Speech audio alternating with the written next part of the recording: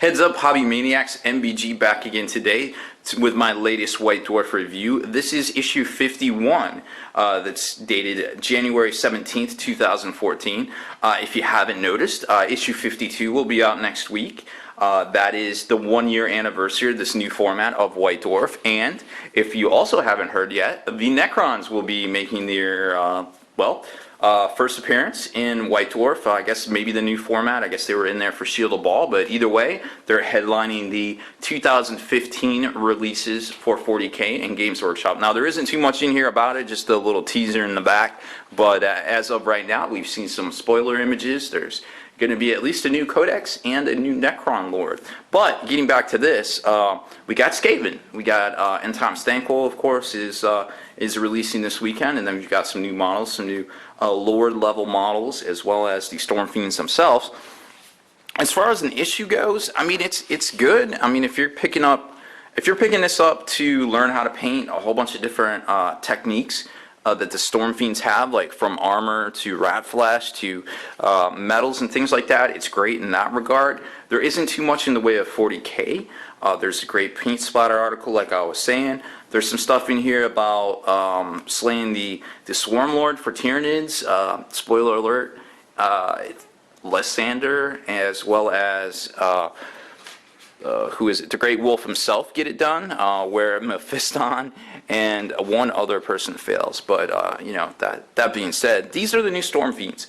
They go for about as much as a box of Centurions, which is kind of interesting because, well, they very much resemble them. They're kind of rotund models, and they feature a lot of different weapon options as well as close combat options. So if you were one to make, say, a Space Skaven army, these would be great for you because they could pretty much anchor any sort of Space Marine kind of list that uses Centurions. So these are some of the preview pictures here. We've got great looking stuff, kind of like a combination between Skaven, Dark Eldar, and Chaos Obliterators, which, you know, definitely work for me. I love these things. I think they're great looking. New Lord models. We got a Grayseer and a Warlord, of course. It looks like Games Workshop's continuing the trend of going to plastic models, plastic clan packs, and getting away from that fine cast. I couldn't even tell you the last time we saw a fine cast model. I think it was Dark Eldar, perhaps. But other than that, that's pretty much it. I don't think we're going to see any anymore. Some Forge World releases, some new Black Library stuff. Then it gets into some fluff on Thankwell. We'll skip to the back to the paint splatter. There's some other stuff in there, not too super important. We get the paint splatter article, another great one. Maybe not worth buying the issue for if you're not, you know, plan on painting Skaven. But other than that, it's kind of a bonus. Slay the Swarm Lord. So Abaddon fails, Mephiston fails. However, Lysander and also Logan Grimnar succeed in killing the Swarm Lord. So kind of a continuation of issue 46's battle report from the Leviathan. Interesting stuff there. Then we got the rules for the Stormvermins, or the Stormfiend rather, and some of their weapons. Kind of cool thing. What I liked was these grinder fists here, where they can actually kind of come up from below, kind of like, I mean, true Skaven fashion, right? But very much more like, I guess, the Tomb Kings, maybe the Scorpions in that regard, kind of the things they can do there. Definitely check out the top weapon tips. That shows off a lot of what the new models can do. And then it just kind of gets into more Skaven stuff and just kind of tidies up in the back with the new leak, which of course was An Ancient Evil Arises, which we already know. Hey, Necrons are coming out. Issue 52, 1-year anniversary, we got Necrons. That's pretty cool.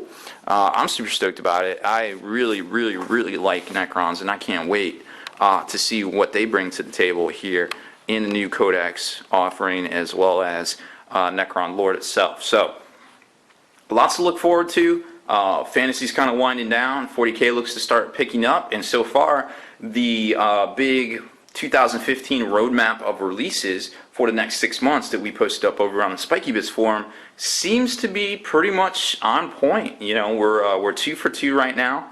It's pretty good little section. Make sure you check that out as well, because who knows what's coming out. We're hearing Sisters, we're hearing Chaos Space Marines, we're hearing all sorts of crazy stuff. You know, End Times 5.